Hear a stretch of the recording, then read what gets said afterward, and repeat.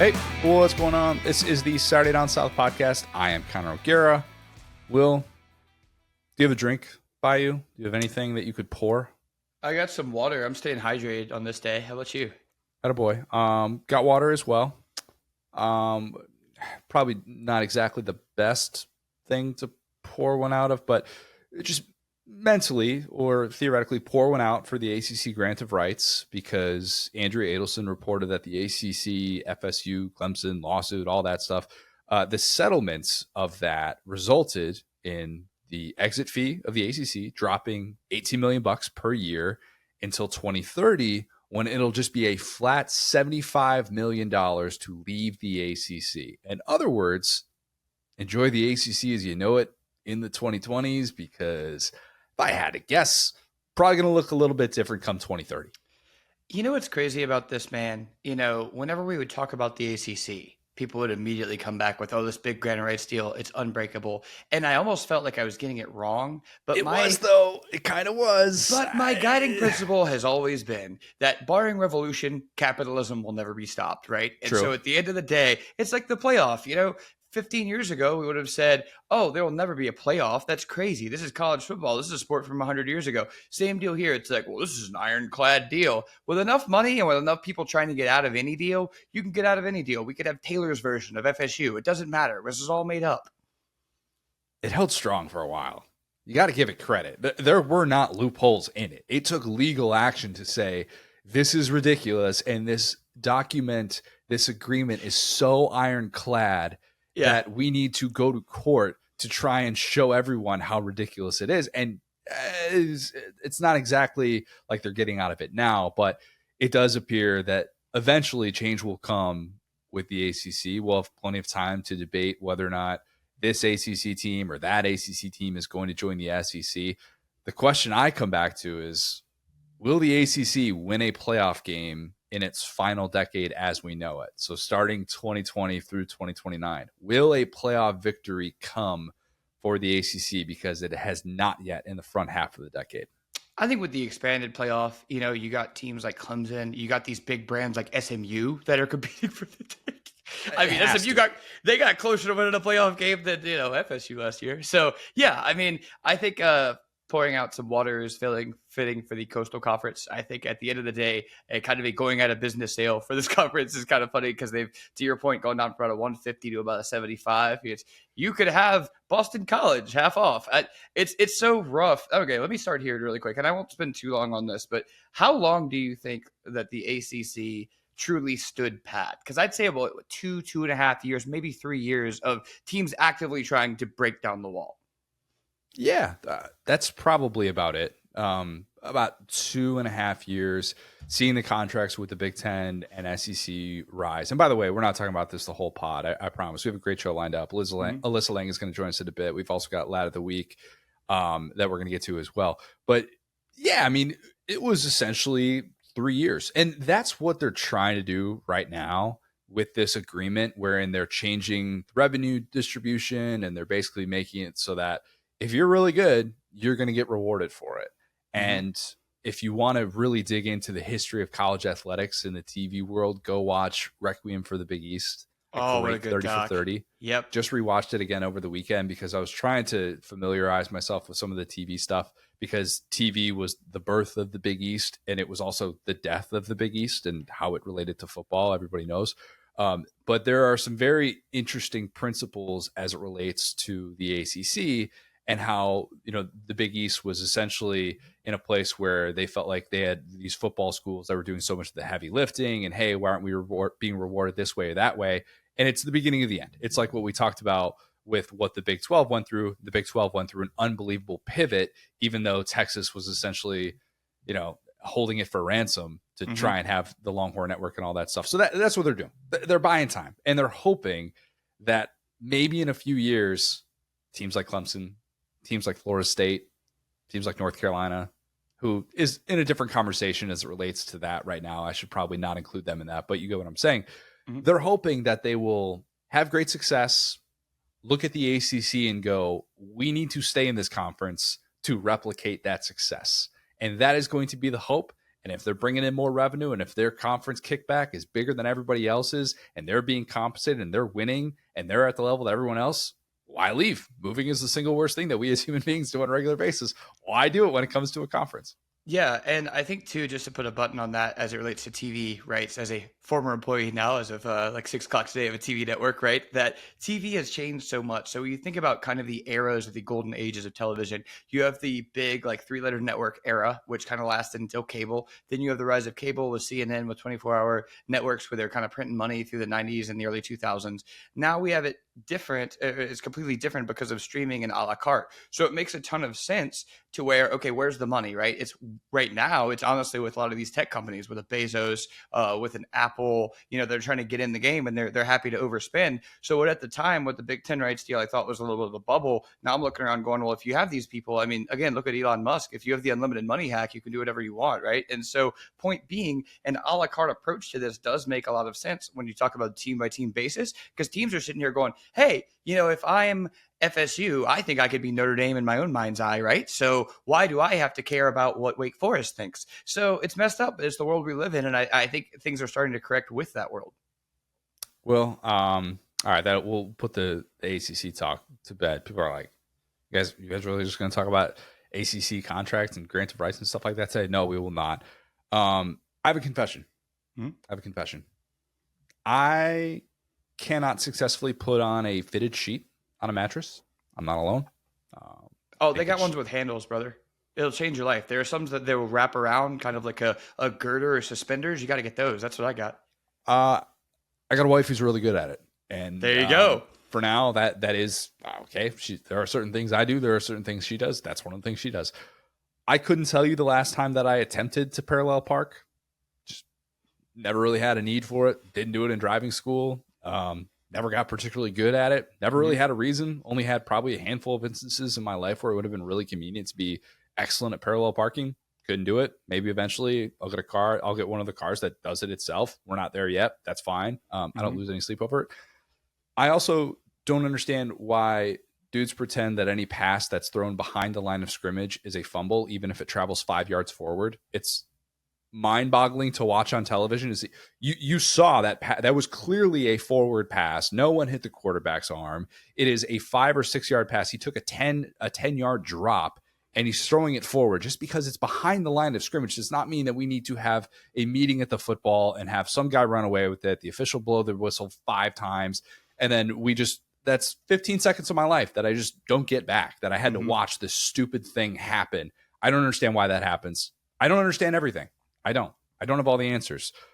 Well, I don't have all the answers to SEC draft things either. I realized that after the combine this past weekend, and I don't even think I want to fully try to understand all the things, but I have some things that I wanted to be able to dig into, because this isn't all directly related to the combine, just some lingering pre-draft questions that I still have about SEC guys.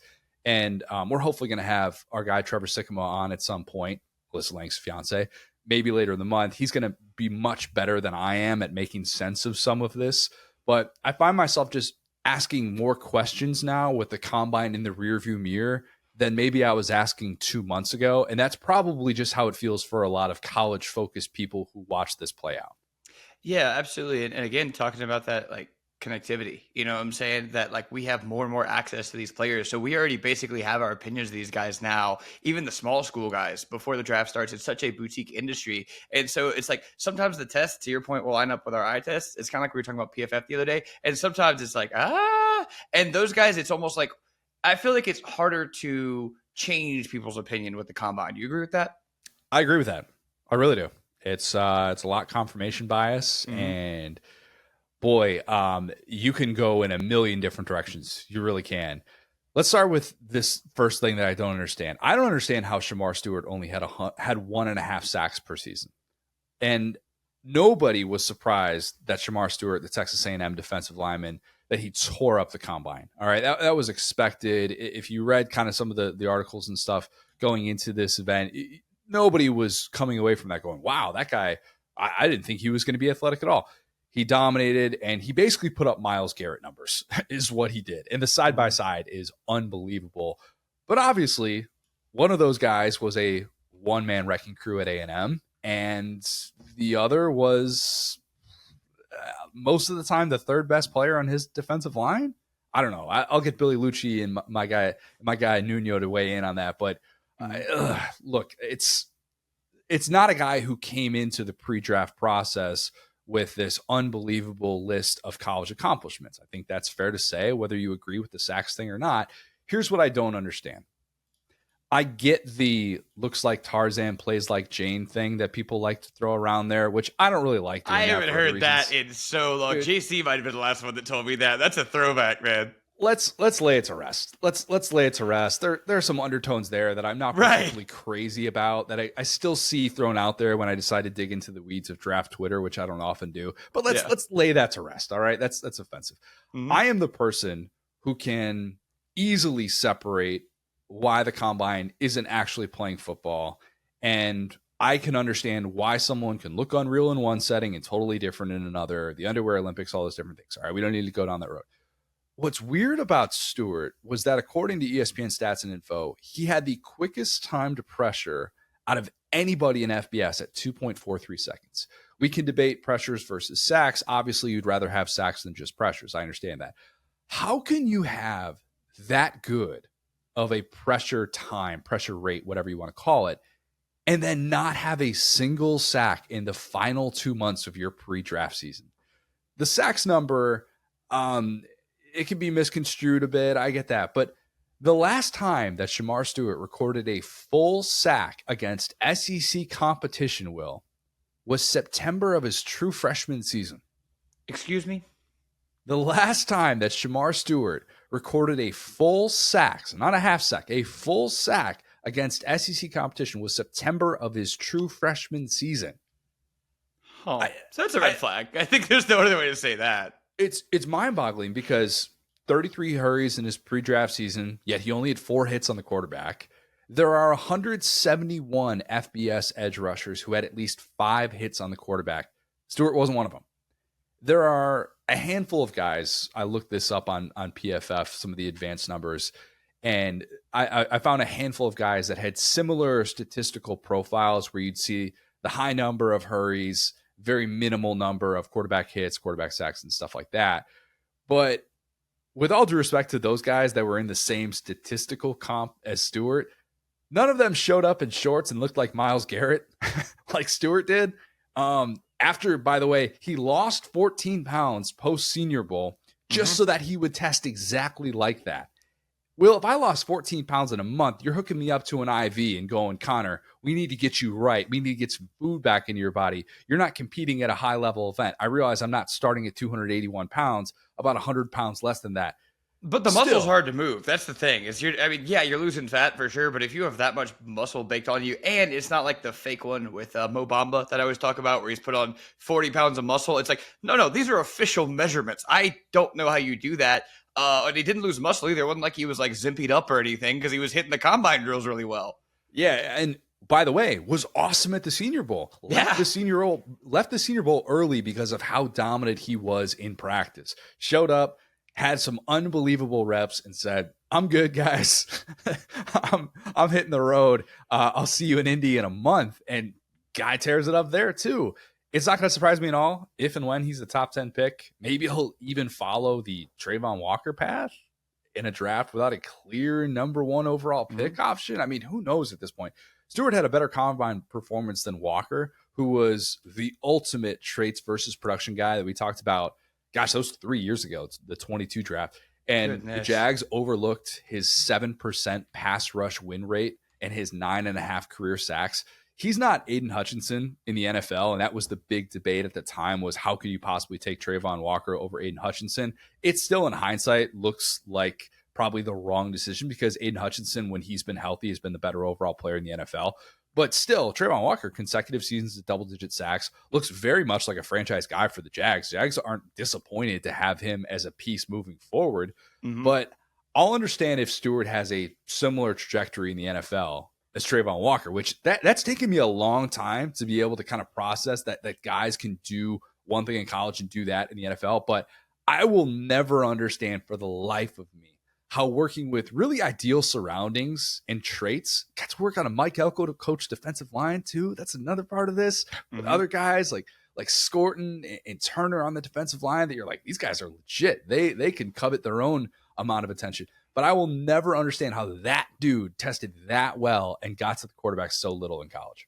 Yes, and I love that you hit on this at the end, right? We had talked about Dylan Stewart, another Stewart, who he may be facing double teams in the same way that Aiden Hutchinson did on his way out. But to your point about Shemar Stewart, I wouldn't be worried about him if I was like an offensive line. I would be worried about Scorton, right? Because we've seen him win the Arkansas game and say, "Give me that." You know what I'm saying? And that's what you don't want on tape, especially as a coordinator, because that's the guy that you can't let do that. And so, point being, I love the Walker comp, and I was looking for this. It did pop up exactly as I hoped. Good. Love it when that happens. But the production score versus athleticism score on the NFL prospects, they're about mirrors of each other. Walker has a 65 production score and an 85 athleticism score, which somehow equates to an 82. I don't know. It's art school, folks. And then the production score for Shemar Stewart is an 80. There's a 64, so one less. And then the athleticism score is an 84, also one less, which, figure this out, averages to a 77 somehow. Again, art school guys, not going to figure that one out for y'all. I can't figure that out either. I guess maybe things change. I don't know. But point being, basically, you're hoping he's Trayvon Walker. And to your point, you hope you can get a little bit of a discount on him and not have to get him number one overall. You would draft someone like Trayvon Walker in the top 10. If you knew that's what you were getting with the pro that Trayvon Walker has been, that type of guy goes in the top 10. I totally understand that. It'll just, if he blossoms and becomes this star, I will look back on his college career and just continue to scratch my head of how did he not have some of these football things figured out with all the different things that were working in his favor. Just one of those guys who, look, if you did one of those winners and losers of the combine, he was absolutely one of the first guys you had to mention in the winners column. But yeah, just one of those strange draft evals that is very, very difficult to talk about for those that watched so much of A&M over the course of the last 3 years. Will, I don't understand how Jalen Milroe's hands grew half an inch in a month. Now, this is a conspiracy. I love this. Speaking of changes since the Senior Bowl, Milroe's hands in Mobile, 8 3/4 inches. Milroe's hands in Indy, 9 3/8 inches. Son, how bad do you want to win? You're going to have to tie fishing weights to your hands and hang them over the bed so they extend while you sleep. Are you prepared to do that? OJ stopped taking his arthritis medication to be able to show that the glove wasn't going to fit. I understand how people can do these things. All right. I get it. I should have just backed out of your way there. That's a good one. Does Jalen Milroe have arthritis that we don't know about? If so, red flag. It would make sense, though, given last year. Anyway. Look, I'm just saying, you got to do your due diligence. Find out. All right. You need to know these things. If you're now fine with Jalen Milroe's hand size because they're above that 9-inch mark that's been seen as this benchmark for NFL quarterbacks, and people talk about Brock Purdy and hand size and all these different things. Do you think he just had a bad hand day at the Senior Bowl? How does that work, man? His hands were feeling dainty that day. He had been doing lots of impressions of the girl from Schitt's Creek, where he was just like doing the little tiny bag holding hands, and his hands just shrunk. It's a great show. Yeah, we've watched that twice, and probably going to watch it for the third time very, very soon here. Do you think, was there human error? And I know everybody talks about the massaging of the hands, the things that you can do. This is something I legitimately find fascinating and ridiculous at the same time. Is the human error of measuring hand size going to be the thing that we look back 20 years from now and say, remember when we did that? It'll be like the now defunct chain gang. Yeah. What are we doing here? How is there so much variance in something that we clearly value so highly at this level? But all I know is the ball is about to get bigger, and that guy did not play like someone with a particularly big set of mittens. We can say that. Okay. Well, look, he's adapting, though. The ball is getting bigger. His hands are getting bigger. And, sometimes it's cold. So, you got to correct for that. Whatever hand exercises that our guy was doing to be able to improve for the combine, he should have been doing that during his pre-draft season, because there were too many instances, and probably the year before that as well. Where look, it just didn't necessarily feel like he had that firm grip on the football, and ball security was an issue for Jalen Milroe. I also don't understand the people who continue to say, well, you know what, that stuff doesn't matter because you can't teach that rushing ability. I think he's the best running quarterback in the class, but there are definitely concerns I would have about that. And I don't think it's a particularly good class of rushing quarterbacks. And I think you can make a legitimate argument that Riley Leonard is not nearly as far off as a rushing quarterback as one would think. Milroe had 124 dropbacks under pressure this year, and he only scrambled 15 times. That was 12th most in the SEC. He was sacked 23 times under pressure, which meant that a mobile quarterback took 8 more sacks than he had scrambles when he was being forced to make a decision. Miller only had 200 scramble yards this year. That was 10th in the SEC behind the likes of Peyton Thorne and a very hobbled Brady Cook. All right. 50th. Brady Cook. Hospital Brady Cook had more scramble yards than Jalen Milroe. All right. 50th among FBS quarterbacks in scramble yards, but 6th among FBS quarterbacks with 679 rushing yards via the designed run. To me, that screams he ain't ready. And if he goes to a team that thinks he's ready, it's going to be ugly. Now, I don't think he's going to, but just for a little perspective on what that means in the NFL. In the NFL, Lamar is the only quarterback with more than 400 rushing yards via designed runs. He also still had 414 scramble runs. 17 NFL quarterbacks last year had at least 205 scramble yards, which Milroe didn't hit playing in college in his pre-draft year. Okay? You become dangerous in the NFL when you can make a team pay for not accounting for your legs. If your only rushing ability is coming via designed runs, teams can adjust and you're toast, especially if you can't pick a team apart with your arm consistently, which I don't think Milroe has shown to be able to do. I think he does have positives as a thrower, but I don't think it is something that he has truly mastered yet. Anyway, rooting for Jalen Milroe, very much friend of the program, would love to see him succeed in the NFL. Not rooting for any world in which his hand size at the combine tricks someone into thinking that he's ready for an opportunity that I don't think he's ready for. Yeah, so a couple of things there. I think his fumbles / sacks. I mean, let's just say he had like Kawhi Leonard style mittens.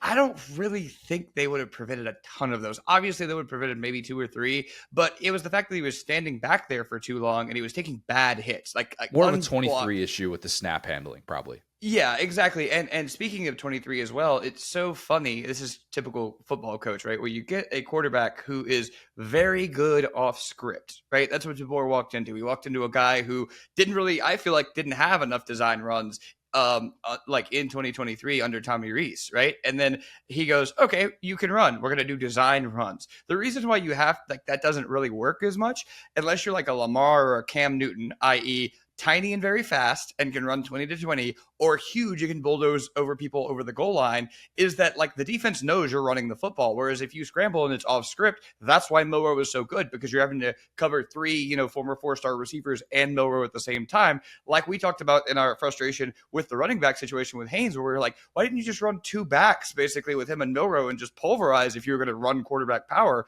So point being, I think that Alabama didn't do a ton to make him look great, and that number is probably the pinnacle of that. I didn't think to look that up. I honestly didn't know you could find that in college, and I'm sure there were some very funny names in that top 50 above Milroe as far as guys that had more rushing yards off of scrambles, right? But that being said, that doesn't really do anything for my questions about Milroe. I think he'd probably be best suited in almost like a Taysom Hill role, which hopefully becomes more popular as offenses get more diverse to beat this too high safety look. But I think he's best as a 1 or 2 read and go style of guy, and I think because of all the different offensive coordinators, because of all the different systems, he couldn't really find his thing. And now he's at the combine going, well, at least my hands aren't tiny. And it's like, like I think you have a use. I think you're valuable. I like him a lot. We've talked about how much I love Milroe and his big smile and his demeanor and how he has not taken anything personally. And I love that for him. But yeah, I think that I just haven't seen enough elite NFL quarterback traits out of him, period, to feel like the hands would matter. A lot of these guys in this class would be great fun backup quarterbacks that could make a fan base that just needs some juice at the position, needs some juice for 3 weeks. Yep. And I don't want to say Tommy DeVito should be the example for this, but you know what I mean. Just somebody that provides something that's different, that can step in there. Fields. Yeah, Justin Fields for maybe the rest of his career will be known as that guy. Yeah. Okay, and I say that as somebody that really liked Justin Fields coming out, and it bums me so much that it did not work out with the Bears. Are you friend zoning Justin Fields on here? Yeah, I did it like 2 years ago. It was tough. It was really tough. It's not you, it's us. I mean, it's the Bears. So anyway, no, it is definitely us. But yeah, that's kind of how I think Milroe profiles, and I just don't necessarily think that he will end up having that round 1, round 2 market. And if he does, I'll be really, really skeptical of what it looks like. Well, I don't understand how South Carolina's defense wasn't even better with all of this NFL draft talent. And we've said nice things about South Carolina, about South Carolina's defense, which, by the way, was excellent. Okay, it was awesome. Top 15 in scoring in both scoring defense and yards per play allowed. Clayton White deserves credit. Really improved unit. Okay, the development was on full display in Indy if you were watching some of these guys. But that group allowed at least 27 points in half of its SEC games. And 3 of those games were in the front half of the season. Turnovers were an issue. But LSU, if you go back and think about this too, because LSU only had 3 points off turnovers, 7 for Ole Miss and 7 for Bama. It wasn't like they were getting gashed necessarily in those spots where all of a sudden it's like leading to these 20-yard drives or something like that. But look, that group allowed 30 to Mizzou in a situation where they had everything rolling for them, and they couldn't get that stop when Luther Burden makes that unbelievable play on 4th down to be able to take the lead. And you know what happens the drive after that. It's Lenore Sellers, it's Rocket Sanders doing his Billingsley imitation. But that was an 18-point fourth quarter that South Carolina allowed that day with so much on the line. At least they hoped so much would be on the line. This was a year in which SEC offenses were historically down. Like they did not have these prolific in-conference play units that dominated and were averaging 37, 38 points per game. I did a deep dive on this on SDS about a week or 2 ago, and it was related to the fact that A&M statistically led the SEC in scoring points per game in conference play. And then if you kind of take away the defensive scores, it actually gets a little bit murky. And it just historically, it showed 2024 was a down year for SEC offenses. And I think South Carolina's defense had, early 2010s defensive talent on that side of the ball, maybe even more.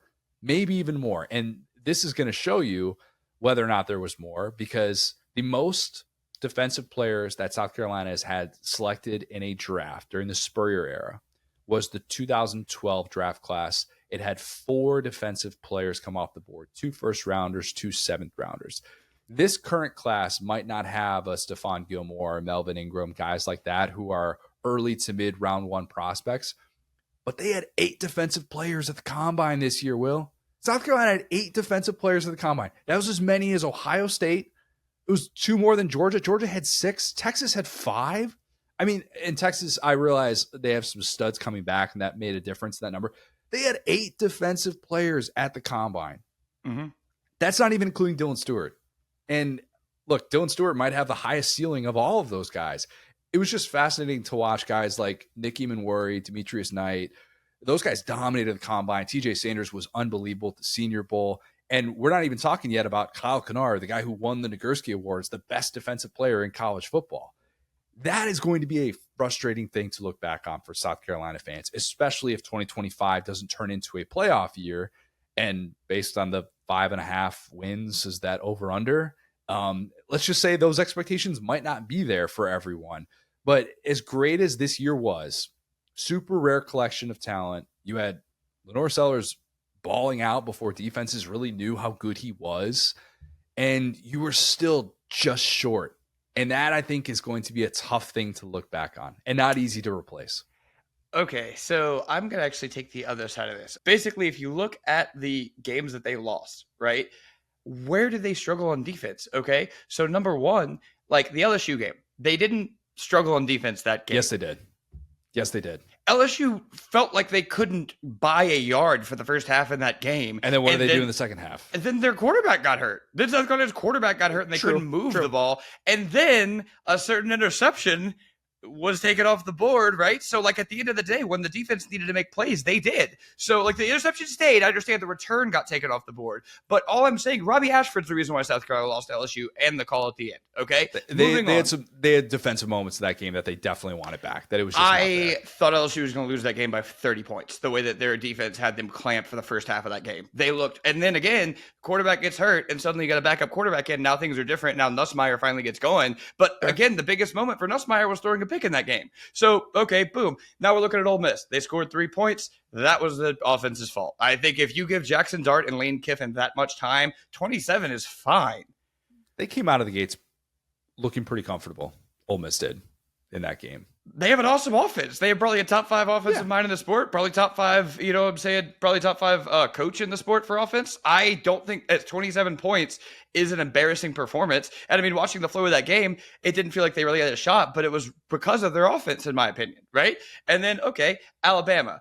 Again, they have a shot at the end zone there for the 2-point conversion to tie that game. And the defense was turning Alabama over left and right at the end of the game. They were getting the ball back. It felt like Alabama looked uncomfortable at the key points of that game. They just kept giving them chances. And how did that game end? Interception for South Carolina. And so point being, like as far as the Damani Jackson one, right? Because they had a chance to tie it and then they get the ball back. Boom, they throw a pick at the end. So point being, I don't think that any of that's the defense. I think that the offense struggled. I think the offense got a lot better starting with the Texas A&M game. And then boom, I think the offense hit their stride. I don't think the defense really got any better or worse.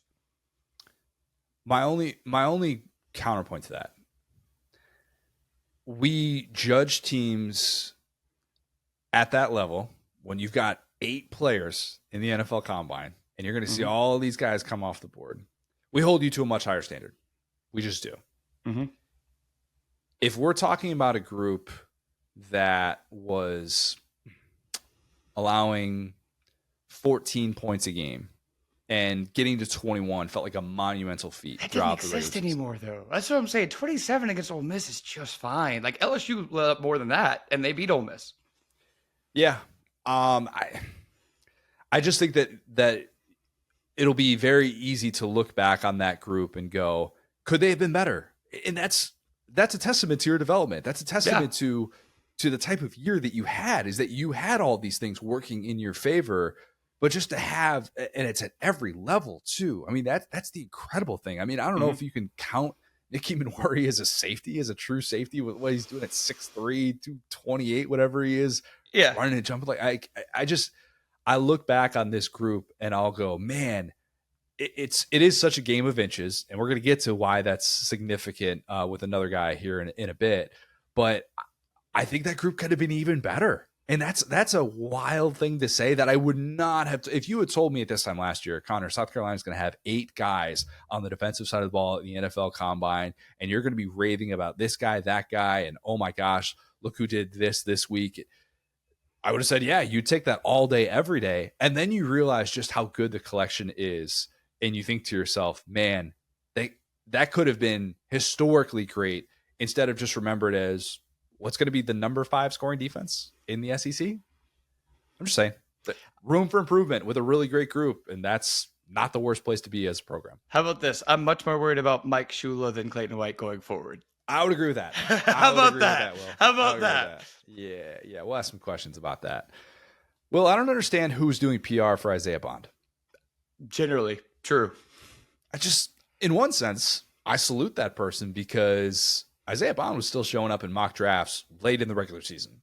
And I would continue to look at that and go, hey, guys, I'm not seeing the same thing that you are. Mm-hmm. Good player. Don't know that first-round receiver is really going to be in his future.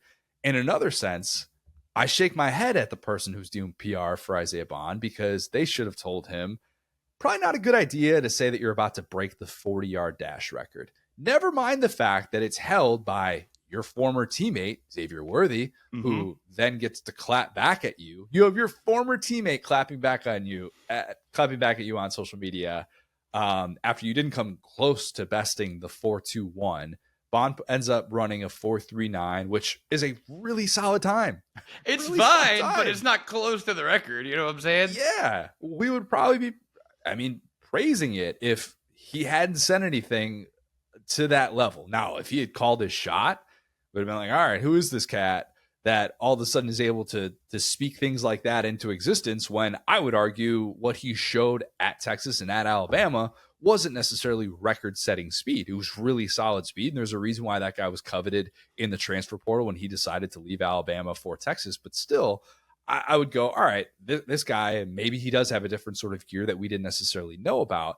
But instead, we end up pointing to how far off he was, as well as the fact that his teammate, Matthew Golden, guy that we love, full 10th of a second better, meaning that Bond wasn't even the fastest Texas receiver at the combine.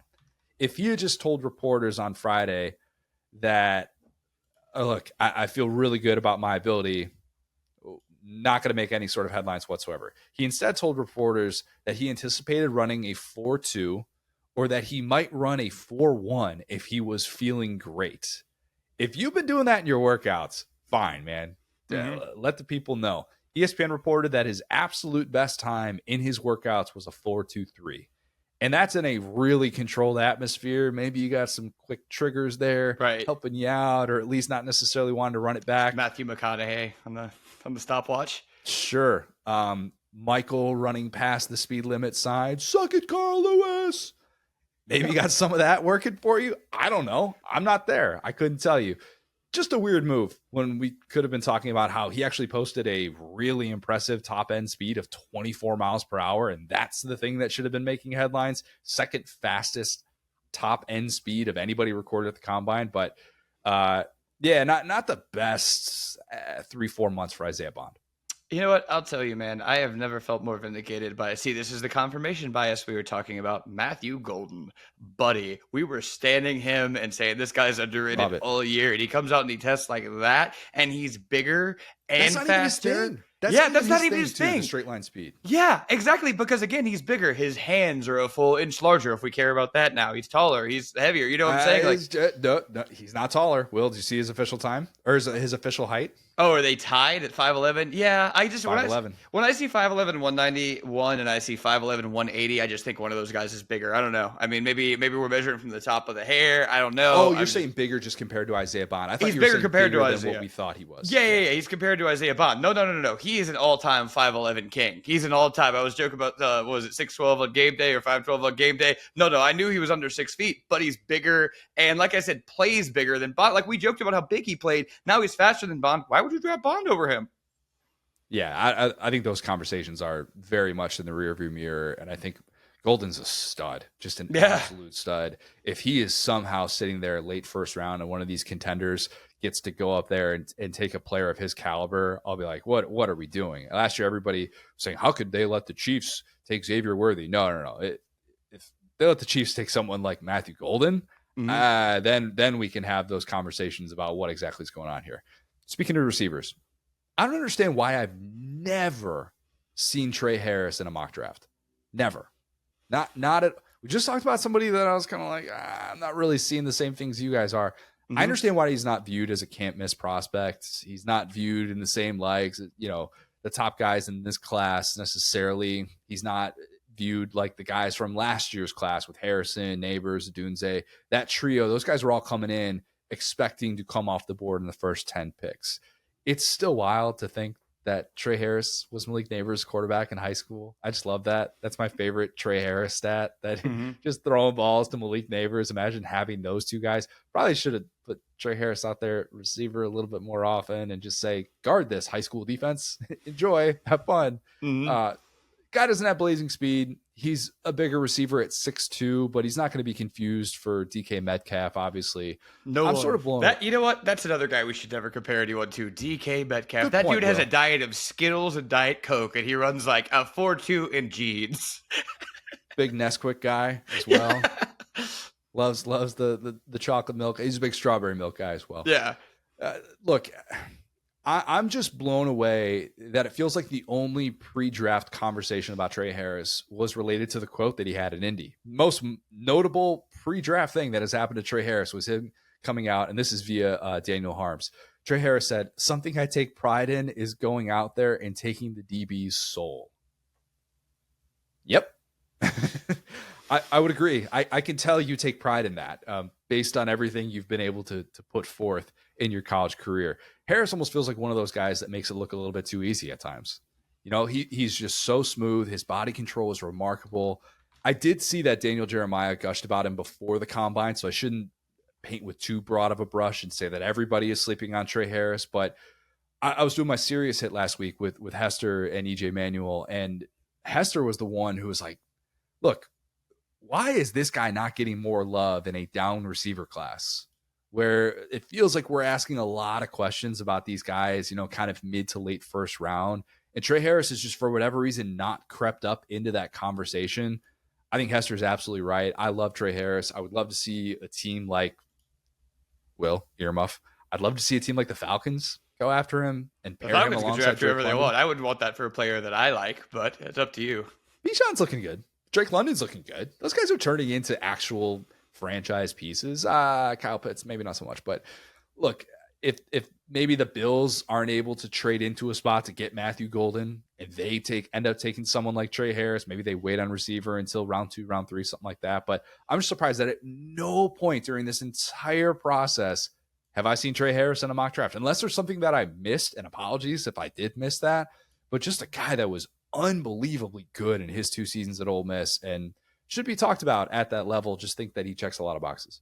Yeah, I think the obvious comp here, and this stuff with Ole Miss can get a little fuzzy because it's all like the Hugh Freeze guys, right? So like AJ Brown is a guy that I think is very like, he doesn't test well necessarily, right? So the 40 time is about the same, but he's smaller. He's built so differently too. He's built so differently, but again, like he's a tank. I get that. And Trey Harris is like a little bit more spindly, a little bit taller. But I'm talking about if you want to do a little bit of hopium for Trey Harris, we've seen this exact player come out of Ole Miss. Again, different system, right? He's also from Louisiana, so we know Louisiana receivers. Just at this point, you can kind of bet on them. So I think I feel like even the guys that I'm like, I guess he is from Louisiana, CeeDee Lamb. I'm like, I guess you are from Louisiana. Cool. That makes sense. Smitty. And so point being, I think that like this is a classic guy who could pop a little bit. And again, I'm not like a Ole Miss homer or anything. I was just dumping on Isaiah Bond from like, not like I'm an SEC homer. I mean, like I do, the thing about Trey Harris is he got injured.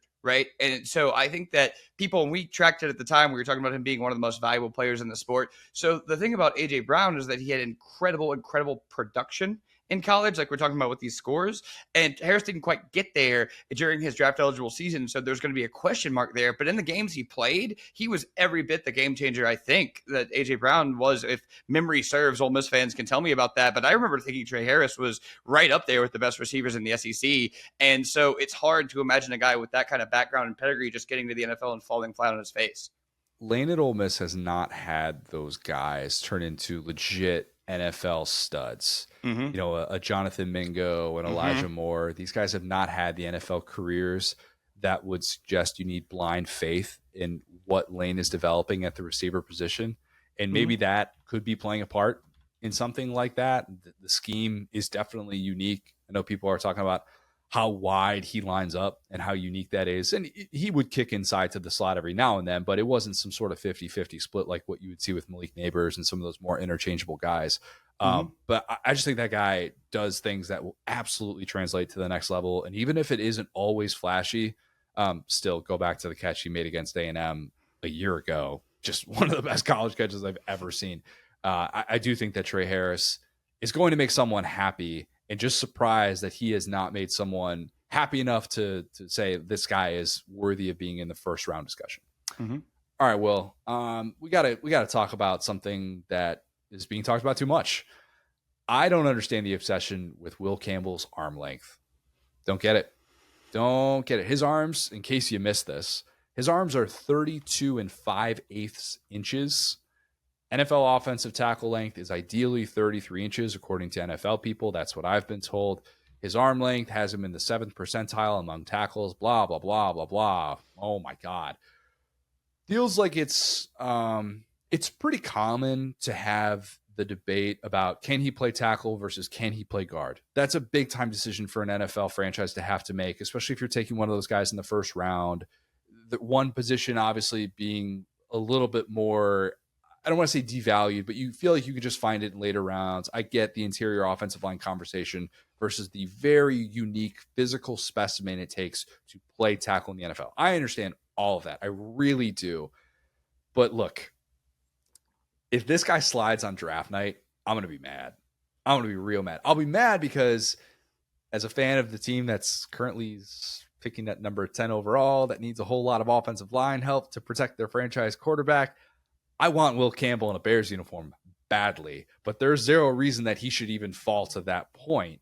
And he's if going to fall to that point, and you're going to be like, yes, and then you're going to see that midnight green pop up, and it's going to be the Philadelphia Eagles. Jalen Carter all over again, man. Yep. Jalen Carter all over again. There's a Jalen Carter parade in Apopka this week. I might have to hit that up on Saturday. We'll see. Mm-hmm. Dane Brugler pointed out that it's not going to be the case for how he's evaluated at the NFL level, at least right now. He is expected to be evaluated as a tackle by NFL teams. I would say, in my unbiased opinion, I have less bias on this situation than you do even. I'd say a guy who allowed 4 sacks on 1,594 career pass blocking snaps as a 3-year starter in the SEC probably deserves to be viewed as a tackle. Considering that's all he's done at LSU. And going from Jayden Daniels to Garrett Nussmeier, I mean, there's not two more different quarterbacks, really. Seriously. Very, very true. And how much of that is, the guy gets rid of the ball quickly. This guy's going to cover up an offensive lineman's mistakes. A lot of times, Jayden Daniels was not necessarily that guy that was always going to help out an offensive lineman's performance. I get this is a game of inches. Imagine telling someone who went 2 years between allowing a sack that 3/8 of an inch added to his arms is worth making a potentially massive decision between him playing guard versus tackle. This dude stepped on the field in mid-November of his pre-draft season, nearing the end of a 3-year run as a left tackle starter at LSU.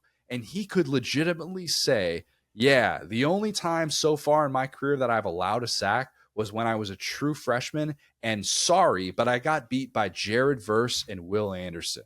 Forgive me. Rookie of the year, Jared Verse. That's the other funny thing about this arm length obsession. Campbell said the point that everybody should be saying if you're wondering about this discussion, go back and look at the reps that he was beat. Wasn't because of arm length. He said, look, you can find all those clips. They're all out there. Nothing to do with arm length.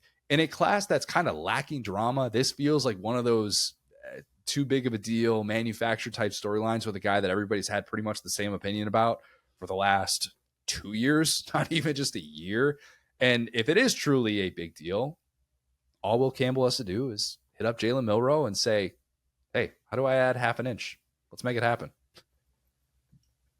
I'm going to leave that one alone. Yeah, I think Will Campbell is, I would say he's nasty. Like he's got that dog in him. Right. And so what's interesting about him, though, is you could make the argument that he has a ways to go and develop from a technique standpoint with the way that he sets his feet, with the way he gets in and out of like his different positions. And so I actually think, as weird as this sounds, like he has more room to improve than we think, because when you go back and see some of the stuff in this last year, you're right. He's not giving up sacks. He's not exactly giving up pressures, but he's not like using his core and his force as effectively as he could be is the best way I could describe it. So I understand not comparing him to like a Joe Alt, for instance, who is just, I remember hearing World of Warcraft music when I watched Joe Alt stand up during the draft. I was like, this guy is like guarding some ancient church. What is going on here?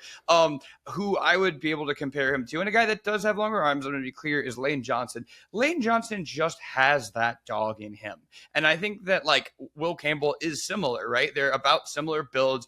Will Campbell is a little bit heavier, but the thing about Lane Johnson is the ability to play through the injuries, the ability to like, you're not getting to my quarterback if I have to punch you in the face. And that's the exact vibe I get from Will Campbell. So basically, and we've seen this in some of these guys, particularly we'll talk about with quarterbacks who like get better every year. Jalen Hurts is a great example of this. This is a guy that goes to the offseason, studies, is really committed to the team, first guy in, last guy out. That's what Will Campbell's been for LSU. And for Brian Kelly, a guy that's taken, we've talked about a ton of flack, but is has done a good job developing offensive line. So that's my take on Campbell, is that he actually technique wise has a little bit to go. I'm not worried about his arms as much as I am him finding that right situation. Because to your point, it's all about the O-line coach. It's all about, because I think he still needs to do a couple of things to get there. Whereas Joe Alt was like, copy paste, we're done. Yeah, that's fair. There's nothing wrong with saying that. I just think if he had more flaws in his game, he would have given up more sacks. Yes, I agree. Yeah. There would have been, hey, look, you got to watch how much he struggled against player X, and there just isn't really that sample size in his career. And I agree. Like, he's the first to admit, my body type is not what you would expect for a He's an interestingly built lad. That's the thing about him. That's why I'm like, I get it, because there are a couple of things with him where you're like, interesting. But again, you watch him play and it just looks natural. That's what it is. It's kind of like almost like a Zion or one of the guys that just goes out there and plays. It's like, dude, if we can refine this and get you to the right place, you're going to be unstoppable. Yeah, and if we can just add 3/8 of an inch to your arms, we're just good. Well, arms are different from hands. I feel like you got a couple of joints in there that you could extend. There's probably some medieval torture devices. Kaiser Wilhelm used something like this to elongate his arm. So maybe he could go to the history books and figure that out. Look, anything is in play. Yeah. Leave no stone unturned. That's what I would say for the pre-draft process. And that's what you look forward to here for the SDS breakdown, the Kaiser Wilhelm comp. There you go. I can't say that he's had any mentions before. I think if you looked back at the history of our show and all the things that we've tried to tag and talk about, I don't think a Kaiser Wilhelm search is going to come up with multiple results. Today's the first. And that's what I bring to the table, Connor. Love it. Absolutely love it. All right, let's kick it to Alyssa Lang. Great to catch up with her, discuss what people did not see with her very viral post-game moment, Diego Pavia interview after the Bama game. South Carolina is huge year. We talk about that, what it means, hype moving forward, and also some stuff about her career as well. So here is Alyssa. Now excited to be joined by a very special guest. It is Alyssa Lang. Alyssa, lot to get to with you. We got to address the elephant in the room. You're wearing an Arkansas hoodie. Just explain. Yeah. First of all, thanks for having me. Second of all, I feel like I'm always in my car when we're doing these, which, it just is what it is. We're busy people. I am wearing an Arkansas hoodie. Got up, did my radio show this morning, and I was just recently blessed with some gear from some of the folks over at Arkansas from having been on the road with them for several games. And I'm not going to lie, the sweatsuit they gave me, super comfy. So when I woke up for my early radio show, and that was the first thing I reached for and put it on, I was super comfortable. And then I ran out the door to go run some errands and chat with you, and I realized I still have my Arkansas hoodie on. So this is not me leaning either way. I would like to put it out there that if anyone wants to give me free gear, I will take it and I will wear it, because I will never turn down free gear. So that's the story behind this. Nothing wrong with that. Totally understand. Look, we've all been there. Free gear is free gear. And I imagine Arkansas is treating you better than Turkey Twitter. Is Turkey Twitter still in your mentions? They're not, I think I actually muted that tweet probably after a day or so, because I have learned that that's the way to handle Twitter. You put out a controversial take and then you just mute it so you don't have to see any of the mean stuff. I'll let it ride for a day or two, and then once it starts to really bother me, I mute it. So I haven't seen Turkey Twitter in a while, but I stand by, and I think you were one of the people who messaged me and was like, thank you for your bravery for speaking out against dry turkeys. Look, dry turkey, it needs to go. Why we treat this as an absolute must when we are, let's be honest, we're the most gluttonous nation there is, and we don't accept mediocrity in any other area when it comes to traditions of food. And I'm 100% on board. Look, I got a honey baked ham helmet in my background here. That is how much of a non-turkey enthusiast I am. It's fine. You're right. But there's better. And when there's better, we don't have to do something just because we're told we should. There's a reason why when you go out, you think of the restaurant that you want to take your family to or your significant other for their birthday, your favorite restaurant. I can almost guarantee you that it doesn't serve turkey. Like, there's no turkey stuffing, cranberry sauce plate, because it's so good. And that's why I am like, ham would be what I choose if it's between the two holiday meats. But that's why my take is, why not a ribeye? Why not crab cakes? Why not something actually very luxurious that we all love that would be for a special occasion like Thanksgiving? So I always say, like, at my favorite steakhouse, they're not serving ham or turkey. Why are we doing that to ourselves? So I'm glad we're on the same page. Definitely, definitely. And I love how our conversations always start or end with food. So we can just continue that. I had the other day a deep fried Oreo for the first time in a long time, probably first time in like 10, 11 years. And it's one of the very few foods that I've ever eaten that made me think this shouldn't be accessible to human beings. Like we shouldn't just be able to walk down the street and get a deep fried Oreo. We have to have sort of restraints because it's just so unbelievably good. So good. You go everywhere and you've had unbelievable food in the SEC footprint. What was the one food maybe that kind of fits that description where you just thought to yourself, people probably shouldn't just have access to something this good? So, two things come to mind, and I will say, as a segue to this, I don't know if you've ever been to the South Carolina State Fair, but if you have, you know you can get anything fried there. Anything. Oreos, cookie dough, Reese's, butter. You can get fried butter at the South Carolina State Fair. Now, I love the Oreos and the cookie dough. Anything after that gets a little bit too much for me.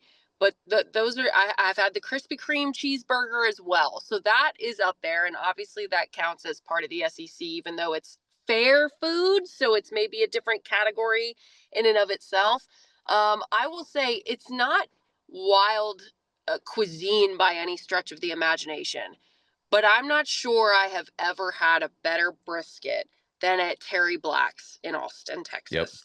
And when I had that brisket, I remember having that thought, I could eat another 2 or 3 pounds of this easily, like no questions asked. And I could do it again tomorrow and the next day and the next day. I am glad I don't live in Austin, Texas, so I don't have the capability to go do that. So that's my, like, this shouldn't be accessible on a day-to-day basis. It's so good and probably would kill you if you ate brisket 5 days a week like I would if I lived out there. That's one. I also had a pretty hot take this year. Again, nothing crazy on the menu, but I had a couple Jack and Cokes in one of our trips to Mississippi State, and I declared that Anthony's might be one of the best restaurants in the SEC outside of the Starkville area.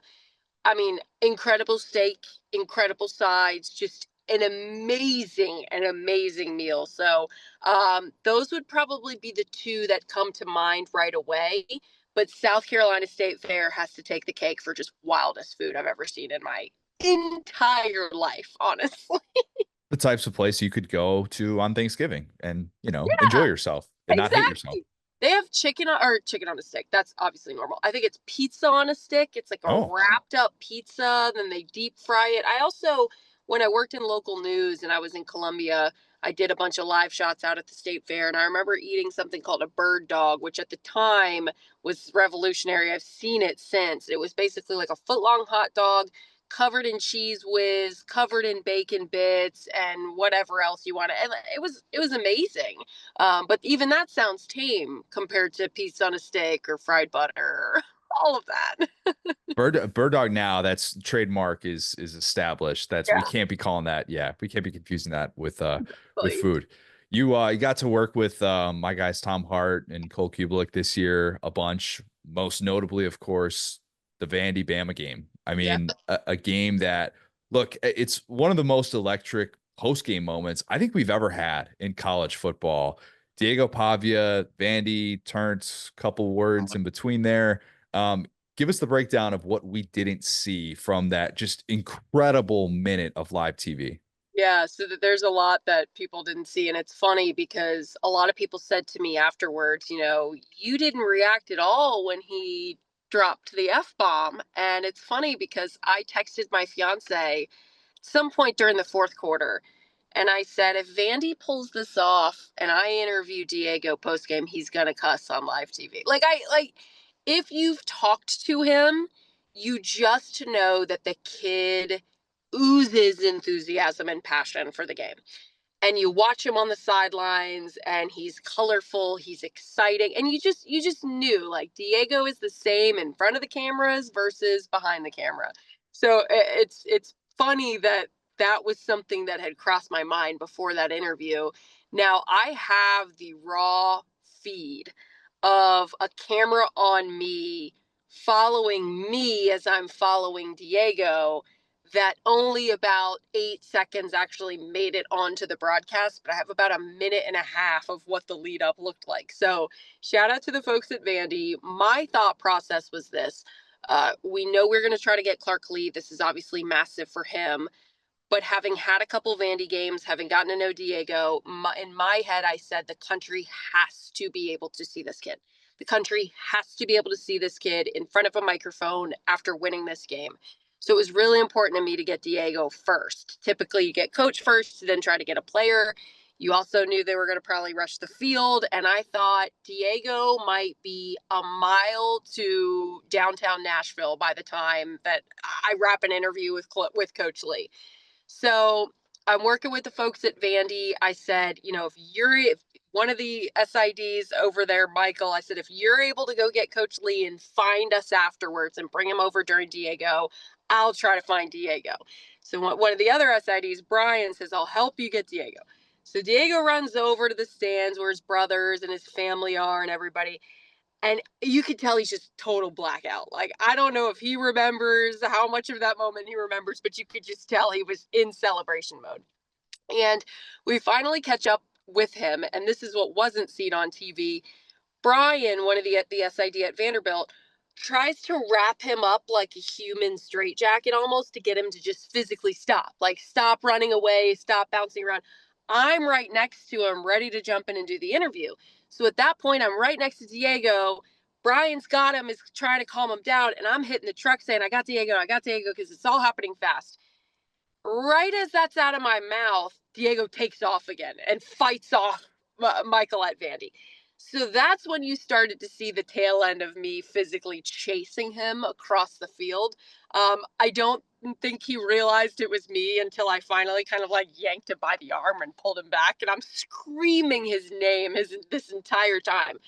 I was getting bruised and beaten up by all these fans. It was insane, but it was just so like I had to get to him in that moment. I had to give him that moment and give everyone watching that moment. And then he turned around and finally saw me and realized what was happening. And we did the interview and it was awesome. It was exactly what I thought it was going to be from him and more.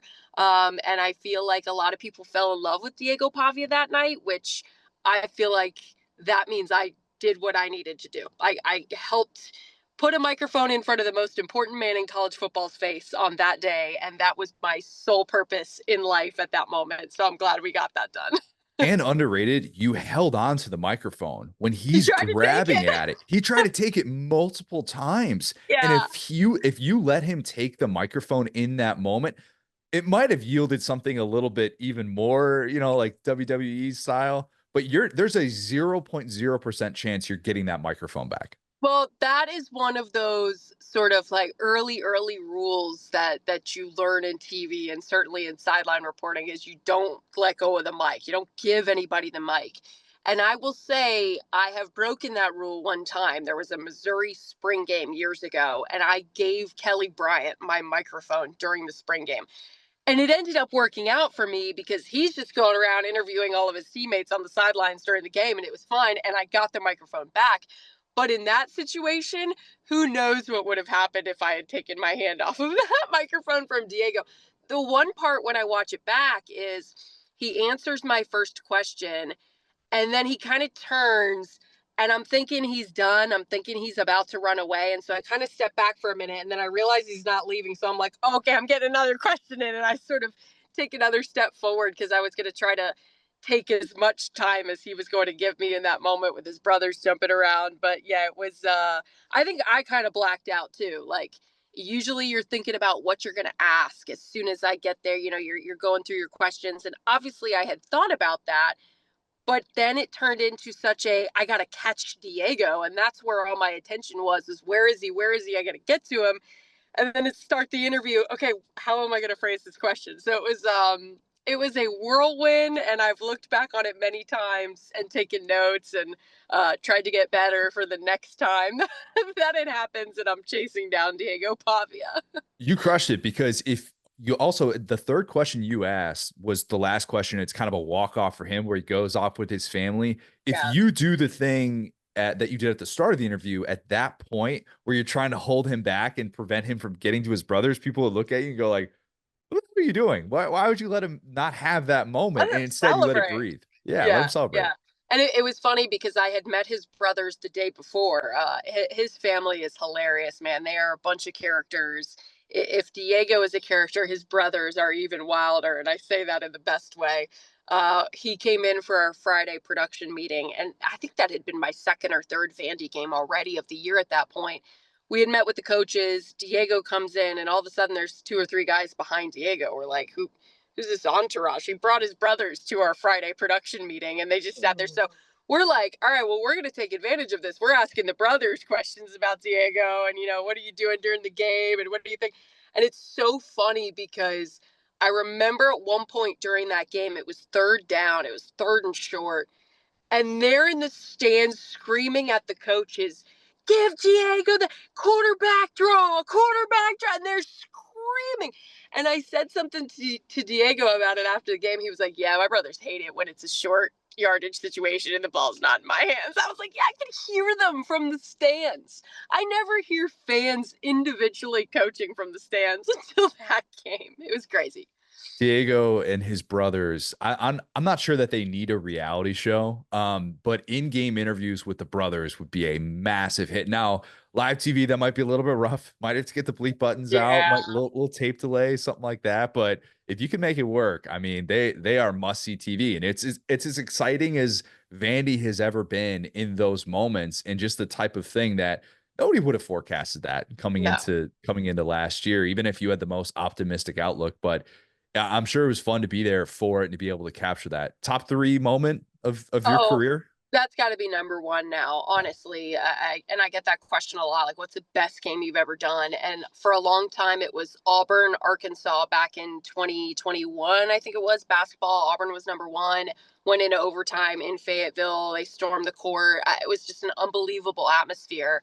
But that's got to take the cake now for more reasons than one, right? It's like we talk about it, and sometimes fans will push back or get a little frustrated when we say, like, this job changes your fandom, and you form these relationships with programs, with fan bases, with coaches, with players, and you see everything that goes in behind the scenes.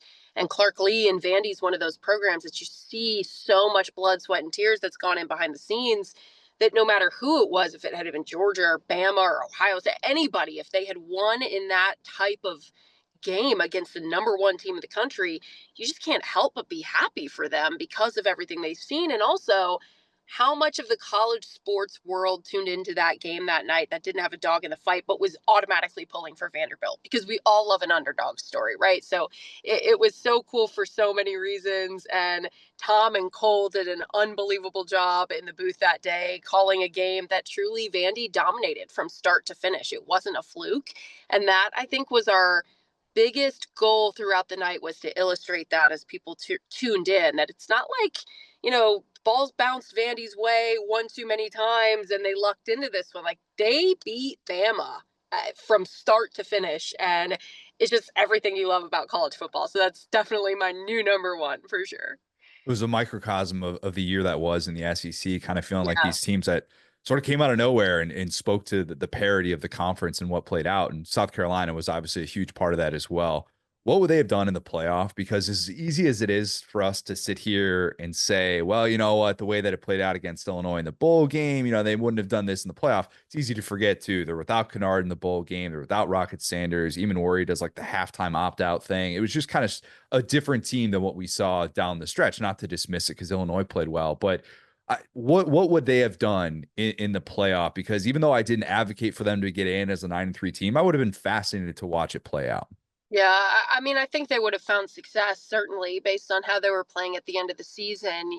South Carolina's a team that has given us so much, I think, ammo about the college football playoff, given how their year went. There's plenty of debate about the LSU game and the two roughing the passer calls, or the two pick sixes that got called back, the one roughing the passer call that, will be the most painful call for Gamecock fans to look back on, maybe for a very long time.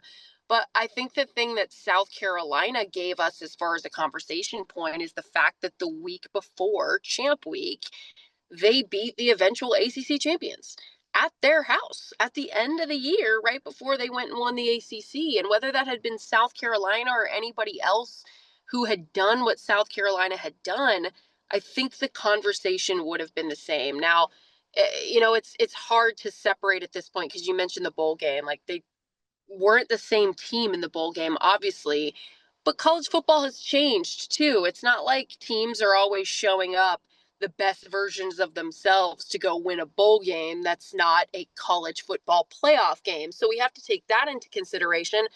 I think the team would have been a very dangerous team. I do. It obviously would have shown up at full strength. What Lenore Sellers developed into from the start to the end of the year, is a quarterback that's not going to take anybody by surprise this upcoming season, because everybody saw what they saw last year and knows what South Carolina has at that position. But it will be one of those storylines that we look back on and go, man, what if? What if they had been that 12th team to sneak in? Could they have disrupted everything? And there were a lot of coaches not at South Carolina who said, that is not who I want to play. At the end of the year, this is not who I want to be matched up against, certainly with a season on the line. So there's a lot of what ifs. I'll play that game as a Gamecock fan for a very long time. But I do think that they would not have been a one and done in the playoff with the way they ended the season playing. I kept saying last offseason that Beamer was really banking his future on Lenore Sellers and not going into the portal and making a splashier addition. You could debate whether or not the Malik Murphy thing had legs and if, this had happened or that had happened. But what we came back to, going into the year was Lenore Sellers had better be good, or else who knows, especially when you got a new boss, new AD coming in. You just never know with that stuff. He was good. He was really, really good. Where does he rank right now in terms of all-time South Carolina quarterbacks? Is he in the conversation where if he has a good 2025, and maybe it doesn't even have to be all SEC, but very close to it, does he pass Connor Shaw as the GOAT South Carolina quarterback? I mean, he very well might. There's already a lot of that conversation, right? And plenty of people who have already stamped their approval that he is better than Connor Shaw and he's going to be the great South Carolina quarterback. And it wasn't until Spencer Rattler was drafted that I didn't really realize how low or potentially zero, don't quote me on this, that South Carolina quarterbacks had been drafted. Zero. Right. Until Spencer Rattler, and you sit there and you go, yeah, okay. I mean, you've got these great stories of Connor Shaw and even Steven Garcia and what he was, but none had been drafted before Spencer Rattler. And that makes you really think about it for a second. So I even think about it from that standpoint. The little bit we've seen, Lenore Sellers is going to get drafted in the NFL. So I'm already sitting here going, okay, apples to apples, and the maybe best test to compare talent, which is their NFL potential. Lenore Sellers is on that track to be the greatest quarterback at South Carolina. Now, that's a very heavy crown to wear, too, right? And the sample size is small. He only has 1 year as a starter. Can he build on what we saw last year with another change of skill players around him? Like you mentioned, no Rocket Sanders in the bowl game. Well, Rocket Sanders is gone next year, too. Who's going to fill that gap? That Rocket Sanders ended up being a big piece of that offense as the year went on. And then when your defense is getting 5 turnovers a game occasionally, like in SEC play, that certainly helps your offense as well. I think of that Oklahoma game. What was it? 6 turnovers, I think. It's just a pretty good day at work for a quarterback when your defense is getting the ball back and, scoring 14 points in the first 10 minutes of that game. So I am cautiously optimistic, but I don't think that it's a stretch to think that that is in his future for Lenore Sellers as far as being that upper echelon of South Carolina quarterbacks. I'm sure that's what he wants as well. And I should clarify, I think it's the 7-round NFL draft. Since they went down to 7 rounds, that's what it is with South Carolina quarterbacks.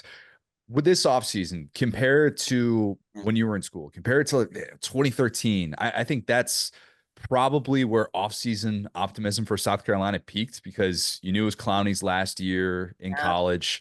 It was a team that was coming off of consecutive top 10 finishes. And, it's Spurrier being in his element. And there wasn't this talk of, man, is he fading? He still looked like he was one of the best coaches that we've ever had in this sport. How close can this offseason get to what I would consider to be very much the golden era of South Carolina football?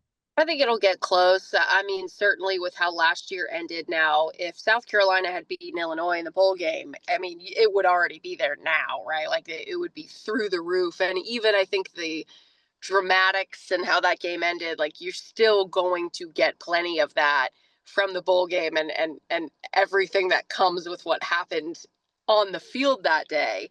But I do anticipate that chatter will only get louder and louder and louder as we get closer to SEC media days and understanding what this team will look like.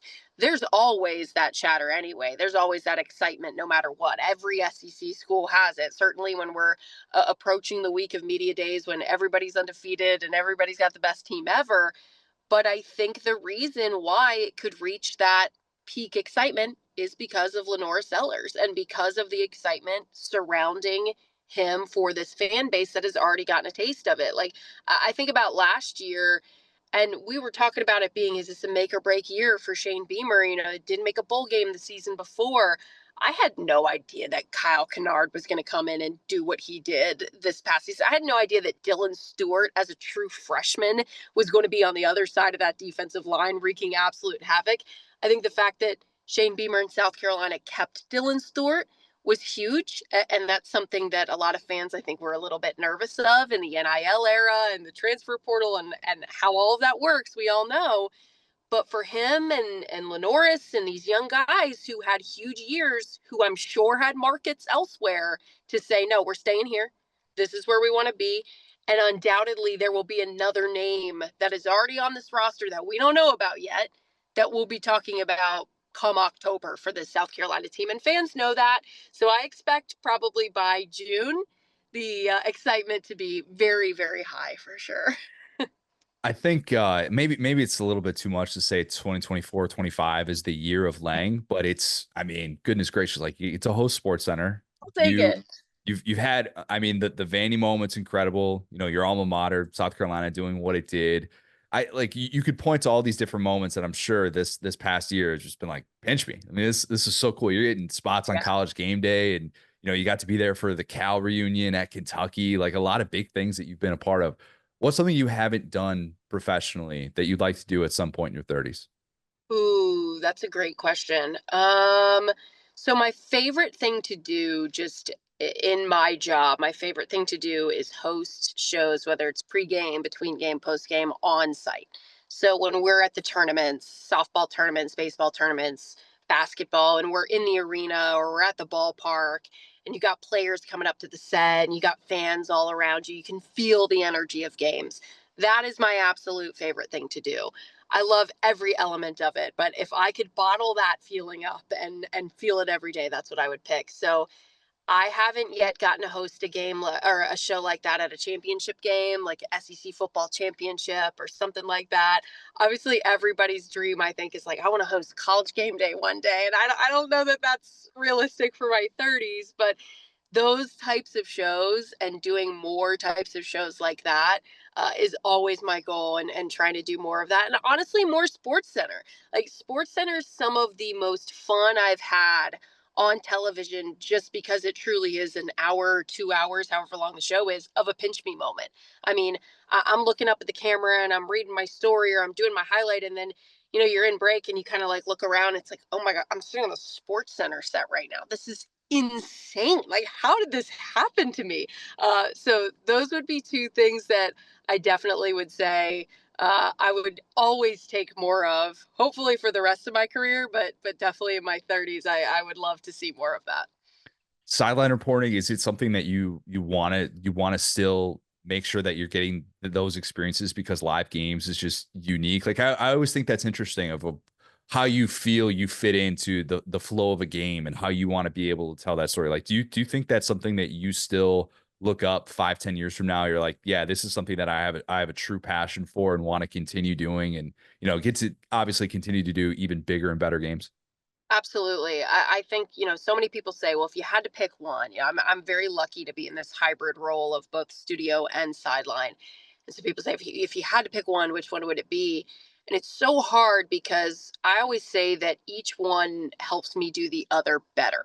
So when I'm in studio and I've got 8 TVs in front of me and I'm watching all of the games and I'm able to really soak up the moment of what's happening in every single game and see maybe those moments that you don't see when you're on the sidelines, then the next time I go see that school in person or go cover that game, maybe that prior knowledge is a little bit better because you were sitting in the studio all day having those conversations with people who are much smarter than me, my analysts, about what they're seeing and their experiences. On the other side, when I'm at a game, you're talking to the players, you're talking to the coaches, and maybe all of those conversations aren't necessarily making the air, but they're helping you with the context of storytelling, understanding why a team is operating a certain way. Great example of this, I had the Auburn Arkansas game a couple of days after the Auburn Alabama basketball game, and Bruce Pearl was very vocal about Denver Jones deserving more credit for what he's done defensively and why is no one talking to Denver Jones. And Denver was not a player that I could say I sat there and knew much about going into that game. But I said, okay, like as a reporter, like I'm going to do what Bruce said. He knows his team better than anybody. I'm going to sit down with Denver Jones. And I had the most wonderful 15-minute conversation with Denver Jones, who went to a tiny JUCO before FIU, before Auburn, and ended up here on this stage. And I learned about what made him hungry.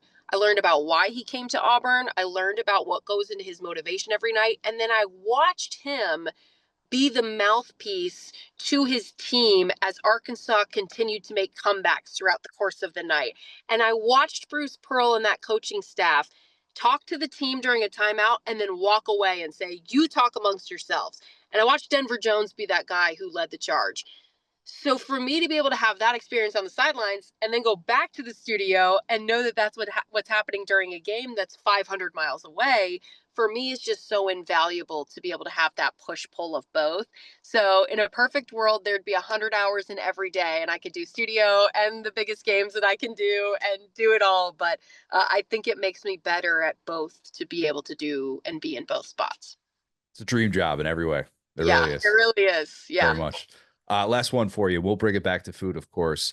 When you attend a wedding, or maybe you're in the process of kind of figuring out what your menu is going to look like. Yeah. What's the ideal wedding dinner besides a Thanksgiving turkey dinner, which Kiefer Sutherland infamously had rejected by Julia Roberts when they were set to be wed in 1991? True. That is the craziest People magazine story you can ever read if you're looking for something to fill some time. I would do that too if Trevor was like, I wanted to have a turkey at He would never.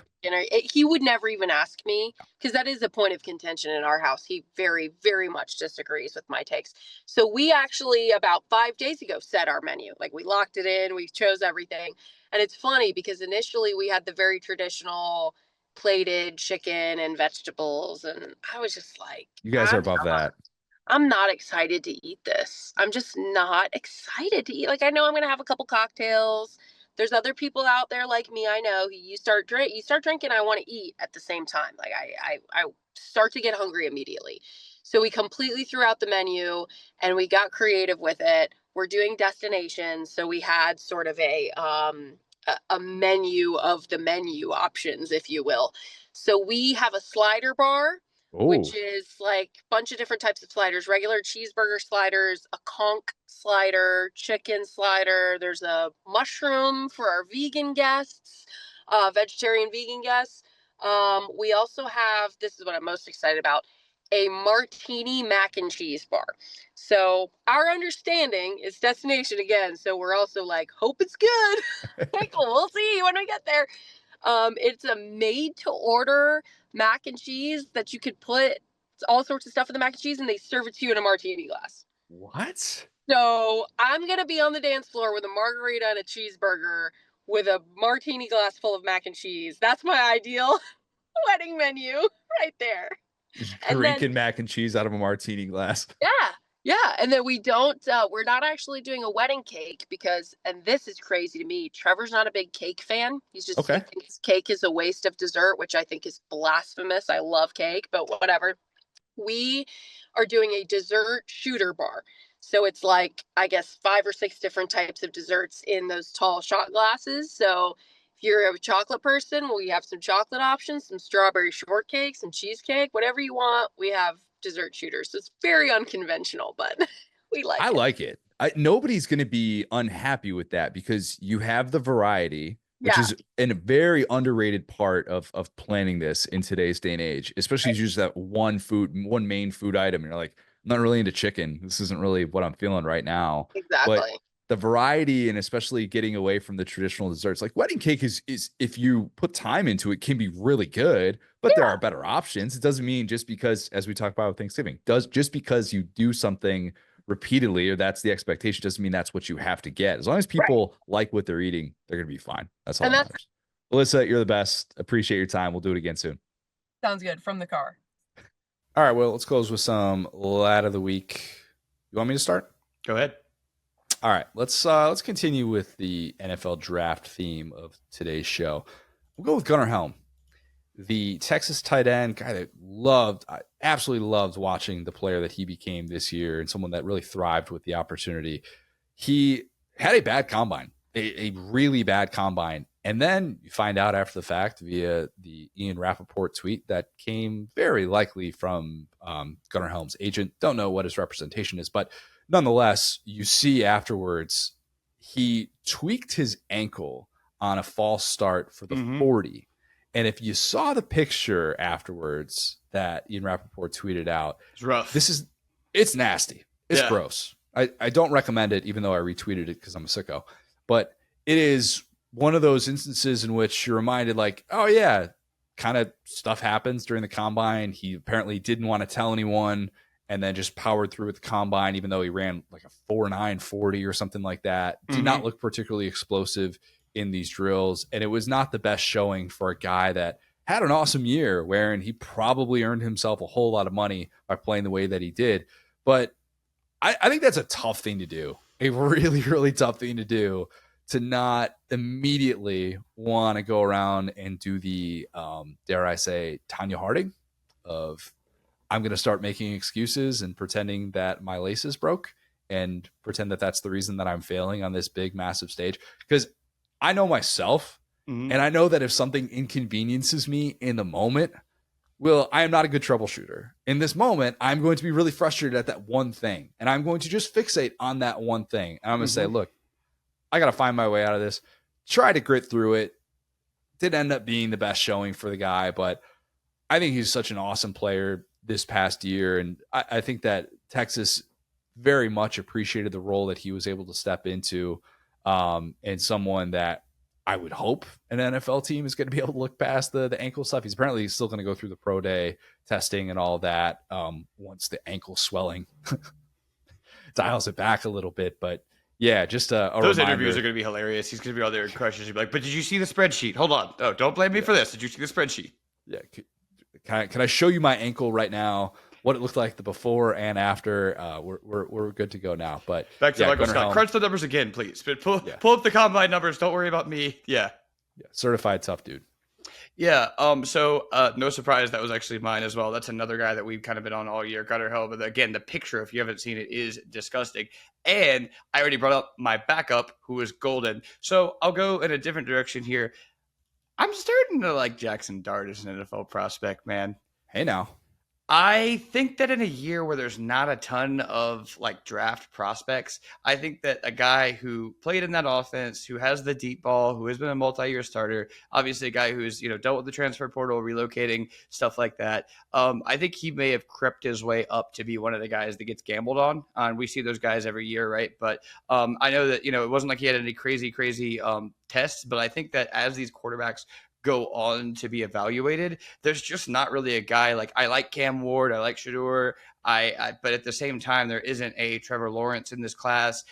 So yeah, I think that, sticking to it, staying kind of back at Ole Miss, trusting Lane Kiffin, doing all that has worked out for him. And Gunnar Helm is another guy, to your point, that has kind of trusted the process. So yeah, I think the SEC guys definitely had some good showing. We already talked about Shemar Stewart. So yeah, I mean, who is your combine? I've been too nice today. Who is your combine Haterade award? I guess Isaiah Bond would be your guy. Probably Isaiah Bond. Yeah. if I'm being 100% honest, not the best showing. Not to dog people because, like, all right, are we supposed to care that Tyler Booker had like a 27-inch vertical? Is that something that I'm supposed to, hate on somebody for or anything like that? Some of the combine stuff's funny because it's like a speed or a vertical. It's like you could test for that, and then sometimes it's like, and you're this height, everybody claps. It's like, what did I do? I was just born this way. Seriously, yeah. Yeah. I don't really get into the, oh my gosh, who lost themselves some money. I saw when I was reading through some of the stuff afterwards and seeing the who probably lost and who was considered a loser, seeing Malachi Starks in there. I was like, oh man, that's a guy that, we've been talking about for 3 years and felt like a bona fide can't miss prospect and was eventually going to come off the board in the first round. And then the way that the safety positions being evaluated at the NFL level, you're just not seeing those guys taken as early. And so there's obviously more of a premium of having, the cover corners on the outside. But Malachi Starks was probably one of those guys who probably didn't necessarily help himself. But I don't know. If Jackson Dart ends up being a stud, he's going to have to prove still a lot of people wrong. Yeah. And I think there will still be a lot of people skeptical of the Lane offense, how predicated it is on play action passes. I did a breakdown of this, of Lane's past quarterbacks that he's had as a head coach, and how it is pretty telling that Matt Barkley is the only one who has actually been able to win an NFL start of quarterbacks that Lane has had. And comparing, that's crazy. Yeah, I mean, you could look at the history of that with him as a head coach. You could look at. I feel like you got to give him some Jalen credit because that freshman year was special, man. Sure, definitely. 13 years as a head coach is still a pretty significant sample size, especially when Barkley was considered to be number one overall in all these early mock drafts and stuff like that. But I'd say there's some skepticism that Dart is going to probably still have to work through. If he wants to make it. I don't think he'll end up being a first round guy. I have loved watching the player that he has become and found myself having to dial back some of my initial Jackson Dart skepticism. He's fun. So I definitely admit that. He's fun. But yeah, look, Brady Cook was a guy that turned heads too at the combine, which was he there with his LinkedIn? He had it printed out. Sorry. Can I go on record with this? Go ahead. Bold take. Okay. Brady Cook spends a decade holding a clipboard in the NFL. He'd be good at that. The new era's Chase Daniel. Yeah, and I love Brady Cook as like a college player for sure. I just didn't see even some of the fun hopium stuff for Dart. But yeah, I mean, again, great. Everything that we've seen is he's a great leader, great man. Famously, Drake said that. So yeah, I hope he gets to hang out in the NFL. He'd probably be a great coach one day too. Yeah, I did a list of the guys that I think from the SEC that could not be picked in the first round, but have a decade-long career in the NFL. And Brady Cook was surprisingly one of those guys that I've come around on being in that discussion and just think that he fits the mold of a guy who could just hover around on a depth chart, occasionally get a start or two in the NFL and make a couple of throws that make a team think, oh, this guy can do some things. And not saying that Brady Cook is going to ever make a Pro Bowl or anything like that, or ever be a franchise quarterback. Definitely not saying that, but decade in the NFL on the record checks a lot of boxes. All right, well, we have a first-time guest coming up next week, a guy that I respect so much that I'm really excited to be able to get him on. And for the OG listeners of the show, we've had his dad on the show before, but never him. So yeah, there's a little teaser for what we got coming up. If you haven't, please leave us a 5-star review. Subscribe to our YouTube channel where you can watch every episode of the Saturday Down South podcast. Follow us on Twitter at the SDS Pod, at Set Down South, at CJ O'Gara, at Go So Hard. Thanks, guys. Talk soon.